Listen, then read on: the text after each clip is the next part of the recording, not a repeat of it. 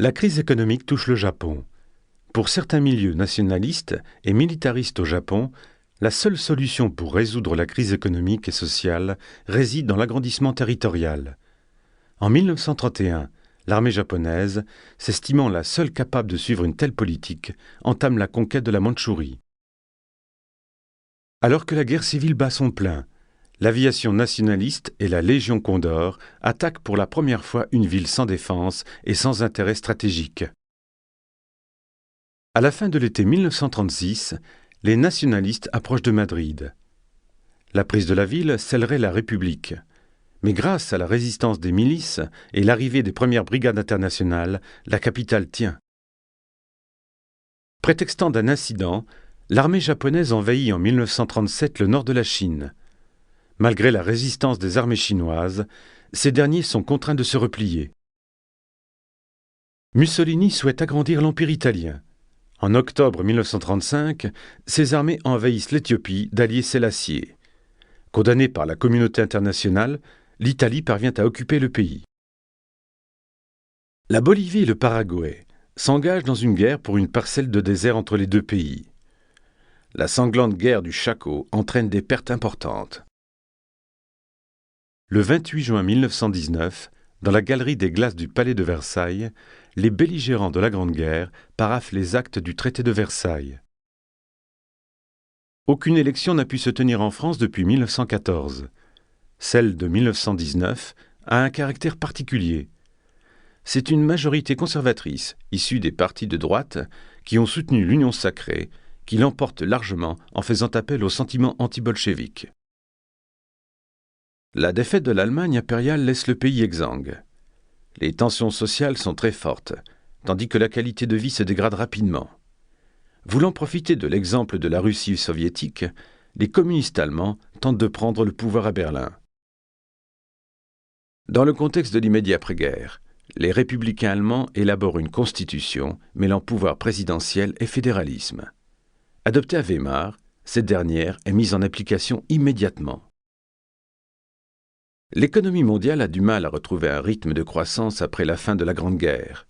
Entre 1920 et 1922, les pays industrialisés sont frappés par une crise de surproduction entraînant un fort chômage. L'Italie est peu satisfaite des négociations de Paris. Les nationalistes italiens revendiquent la ville de Fiume, en Istrie. Sous la conduite du poète nationaliste D'Annunzio, des combattants s'emparent de la ville.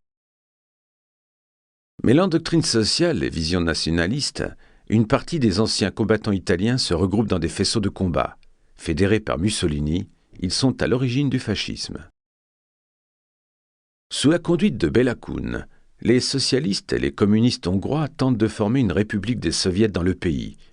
Cette expérience dure 100 jours, avant que les nationalistes, sous la conduite de l'amiral Horthy, ne prennent le pouvoir à leur tour. L'armée rouge et le parti bolchevique parviennent, après 3 années de lutte, à vaincre les armées blanches. Mais le pays est épuisé par la succession des conflits. Après la fin de la guerre civile, et en pleine révolte de Kronstadt, le Parti communiste d'Union soviétique décide de lancer le pays dans une nouvelle économie politique lors de son 7e congrès. En Chine, l'annonce des résultats des négociations de Versailles crée un tollé. Les étudiants de Shanghai refusent que le Japon poursuive son occupation des territoires allemands. Une révolte éclate, marquant le point de départ de la lutte pour l'indépendance vis-à-vis des puissances occupantes. Dans les années 1910, une partie des États américains interdisent la vente d'alcool. Ce sont les Dry States. Cette mesure est étendue à l'ensemble des États par l'adoption du 18e amendement en janvier 1919. Le traité de Washington permet pour la première fois de limiter les constructions navales afin d'interdire une course aux armements. Dans le même temps, les puissances s'accordent à maintenir la politique de la porte ouverte en Chine. Le non-paiement des réparations par l'Allemagne se heurte à l'intransigeance du gouvernement de Raymond Poincaré. Ce dernier décide de prendre des gages économiques sur l'Allemagne en occupant la Ruhr. L'Empire ottoman signe avec les Alliés le traité de Saint-Germain-en-Laye. Mais après la prise de pouvoir à Ankara par Mustafa Kemal, la République de Turquie obtient par la force une nouvelle négociation qui s'ouvre à Lausanne en 1923. Après la Grande Guerre, et suivant les travaux des Néerlandais du Stilge, des architectes et des artistes allemands ouvrent l'école de Dessau, dans laquelle ils veulent promouvoir une nouvelle vision de la ville et du modernisme. La France connaît au début des années 20 une crise monétaire importante. L'inflation de la guerre n'a pas été corrigée et le franc est attaqué. Le président du Conseil, Raymond Poincaré, parvient à stabiliser la situation en créant une nouvelle base monétaire par dévaluation, c'est le franc Poincaré. Preuve de la croissance extraordinaire de l'automobile, le constructeur Ford sort en 1927 le 15e millionième exemplaire de son modèle T. Signe des temps, l'Allemagne, mise à l'écart de la diplomatie mondiale après le traité de Versailles, est admise dans la SDN avec l'appui de la France. Profitant d'une situation tendue en Italie, les fascistes, sous la conduite de Mussolini, organisent une marche sur Rome afin de prendre le pouvoir. Le gouvernement et le roi, paralysés et craignant une guerre civile, donnent à Mussolini le poste de président du Conseil. À la tête d'un petit parti nationaliste et antisémite, Adolf Hitler tente de prendre le pouvoir en Allemagne. C'est à Munich, en Bavière, qu'il commence son coup d'État, mais celui-ci tourne court. En 1924, sort le premier manifeste du surréalisme. André Breton y affirme la prépondérance de l'inconscient sur la raison. La direction socialiste française hésite à adhérer à la Troisième Internationale créée par Lénine.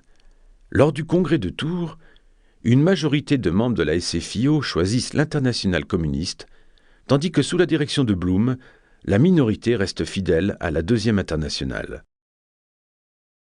En 1928, le ministre français des Affaires étrangères, Aristide Briand, et le secrétaire d'État américain, Kellogg, signent un pacte solennel mettant la guerre hors la loi. En 2 jours, le jeudi 24 octobre 1929 et le mardi 29 octobre 1929, la bourse américaine s'effondre. C'est le début de la crise de 1929 qui va toucher l'ensemble de la planète. À la sortie du conflit, les pays industrialisés décident de remettre en place un système de parité monétaire fondé sur l'or et sur les monnaies convertibles en or.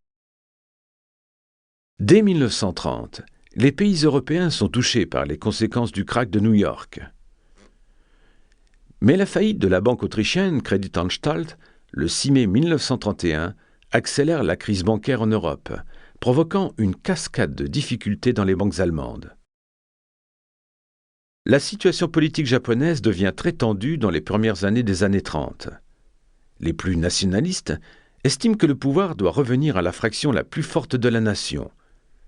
En 1936, ils tentent de prendre le pouvoir. En 1931, le roi d'Espagne, Alphonse XIII, n'a plus de soutien. Les monarchistes perdent largement les élections municipales dans les principales villes du pays. Le roi quitte alors l'Espagne et la République est proclamée à Madrid. La crise qui frappe les États-Unis n'a pas été maîtrisée par le président Hoover. Le candidat du Parti démocrate, Franklin Delano Roosevelt, est élu en novembre 1932 sur le vague programme de proposer une nouvelle donne aux Américains. Touchée plus tardivement que les autres pays industrialisés, la France commence à subir les effets de la crise mondiale dès la fin de 1931. Chef du premier parti au Reichstag depuis 1932, Adolf Hitler est appelé à devenir chancelier du Reich par le président Hindenburg, le 30 janvier 1933. Dans une atmosphère tendue, le chef du parti nazi accède au pouvoir.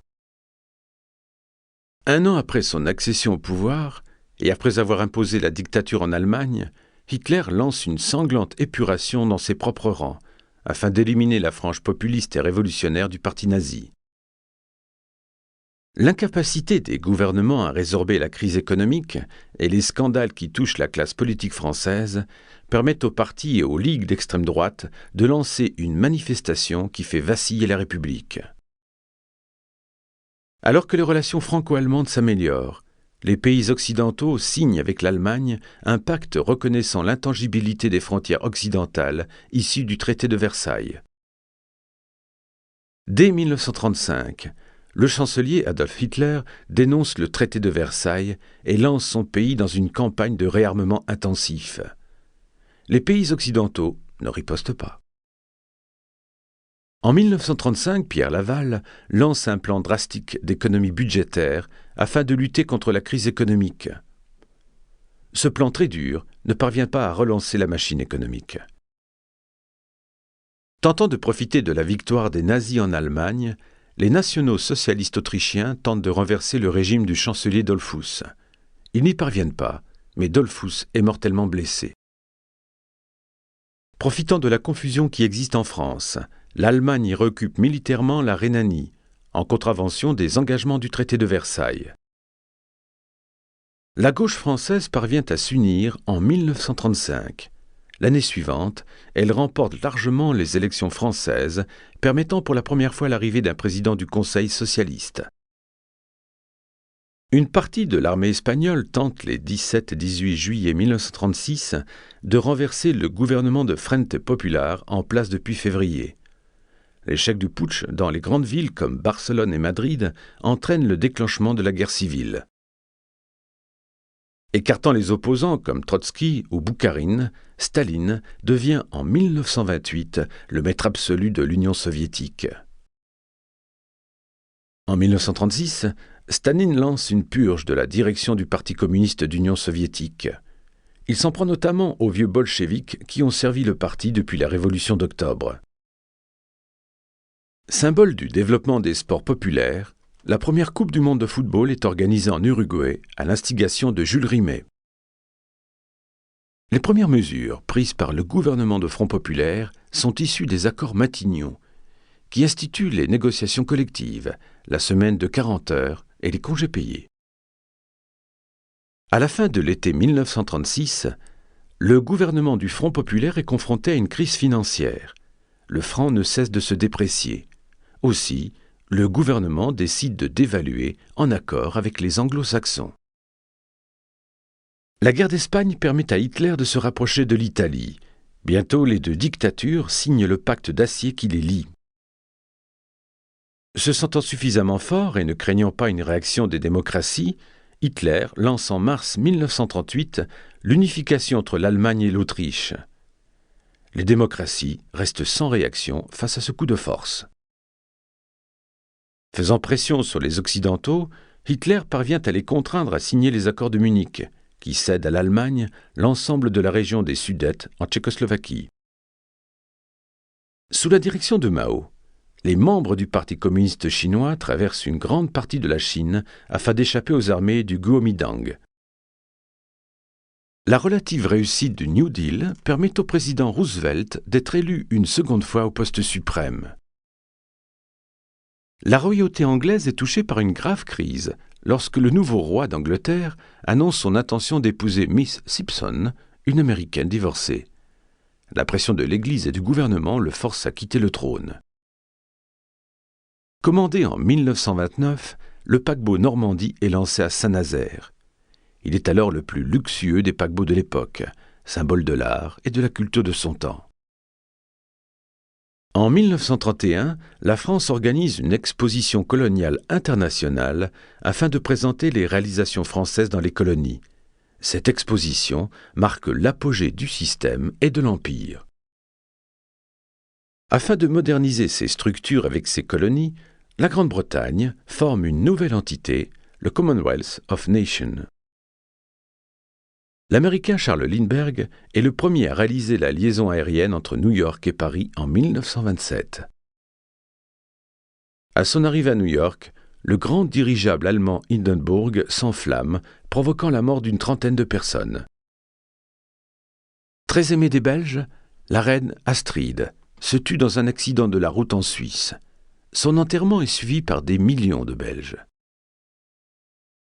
En regroupant une grande partie des entreprises aériennes françaises, la compagnie Air France devient ainsi une des principales compagnies aériennes dans le monde. L'Allemagne connaît en 1923 une crise financière sans précédent.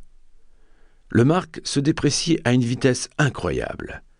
Il faut une valise de billets pour acheter 1 kilo de beurre. Marcel Carné réalise le film Le jour se lève avec Jean Gabin. Ce film est le symbole d'une période d'un cinéma tragique et réaliste, dans lequel le monde des villes est mis en scène. Afin de résister aux Britanniques de manière pacifique et pour protester contre le monopole du sel, Gandhi organise une grande marche afin de démontrer que le sel, denrée essentielle, est la propriété de tous les Indiens.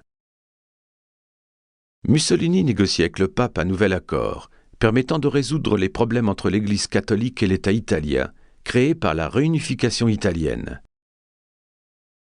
En vue de former une union de la gauche, la CGTU et la CGT se regroupent en un seul syndicat en 1935.